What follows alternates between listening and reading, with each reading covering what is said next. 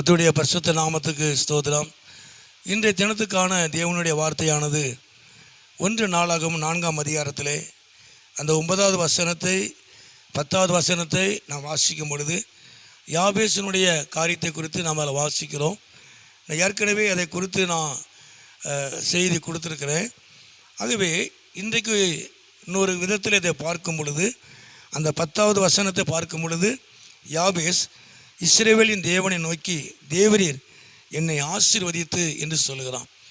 அப்போது அதில் கீழே ஆசீர்வாதங்கள் சொல்லப்படுகிறது.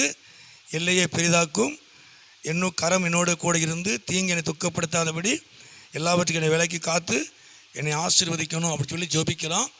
தேவன் அவன் ஜெபத்தை கேட்டு தேவன் சகோதரருக்கு நடுவில் அவனை கணம் பெற்ற மனுஷனாய் கர்த்தர் அவனை மாற்றினார்.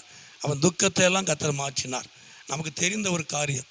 ஆனால் முதல்ல ஆண்டவரிடத்தில் அவன் கேட்கும்போது, அதாவது என்ன கேட்குறான் அப்படின்னா, தேவரீர் என்னை ஆசீர்வதித்து என்று சொல்கிறான்.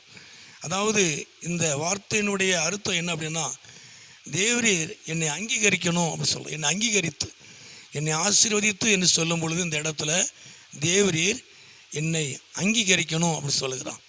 அப்போது தேவன் ஒரு மனிதனை அங்கீகரிக்கும் பொழுது அவனை சகோதரருக்கு நடுவிலே கனம் பெற்ற மனுஷனாய் கர்த்தர் உயர்த்த முடியும். முதலாவது தேவனால் அங்கீகரிக்கப்படணும். இந்த யாபேஸ் கேட்குற முதல் காரியம் என்ன அப்படின்னா, தேவரீர் என்னை ஆசீர்வதியும், நீர் என்னை முதல்ல அங்கீகரிக்கணும் அப்படின்னு சொல்கிறான். அப்போது அவனுடைய பெயரே அவன் துக்க முகம் உள்ளவன். அதனால் அவன் பெயர் யாபேஸ். துக்கத்தோடு கூட அவனை பெற்றேன் என்று வேதம் சொல்லுகிறது. அப்போ வாழ்க்கையிலே துக்கம் இருக்கிறது. ஏன் அப்படின்னா, அவனுடைய குடும்பத்தார் அவனை அங்கீகரிக்கலை, அவனுடைய சொந்தங்கள், அவனுடைய சமுதாயம், ஜனங்கள் அவனை அங்கீகரிக்கலை. அங்கீகரிக்கப்படாத யாபேஸ், தள்ளப்பட்ட யாபேஸ்.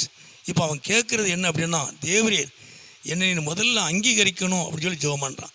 என்னை அங்கீகரிங்க ஆண்டவரே, ரெண்டாவது என் எல்லையை பெரிதாக்குங்க, என்னை ஆசீர்வதிங்க அப்படின்னு சொல்லி கேட்குறான். அப்போது அந்த நாட்களில் தேவன் அங்கீகரிக்கிற ஒரு நல்ல தேவன், கர்த்தர் அங்கீகரிக்கிறவர். இந்த நாட்களிலே குடும்பத்தில், சமுதாயத்தில், சொந்த பந்தங்களுக்கு நடுவில் நீங்கள் அங்கீகரிக்கப்படாமல் நீங்கள் தள்ளப்பட்டவங்களாக இருக்கலாம். ஆனால் தேவன் அங்கீகரிக்கிற தேவனாக இருக்கிறார்.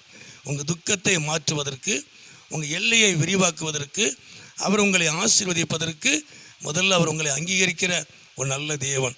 இந்த உலகம் உங்களை அங்கீகரிக்காமல் இருக்கலாம். நான் மறுபடியும் சொல்லுகிறேன், உங்கள் குடும்பம் உங்களை அங்கீகரிக்காமல் இருக்கலாம், சொந்த பந்தங்கள் அங்கீகரிக்காமல் இருக்கலாம்.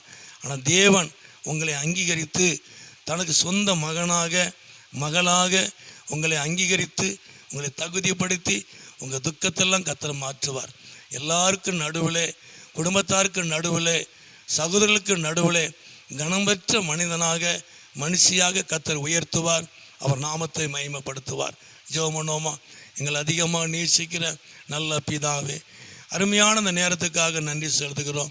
இந்த சத்தத்தை கேட்குற ஒவ்வொரு பிள்ளைகளையும் குடும்பங்களையும் என் ஆண்டவர் ஆசீர்வதித்து இப்படி நாமத்தை மகிமைப்படுத்தும். நீர் மகிமையான காரியங்களை செய்யும்.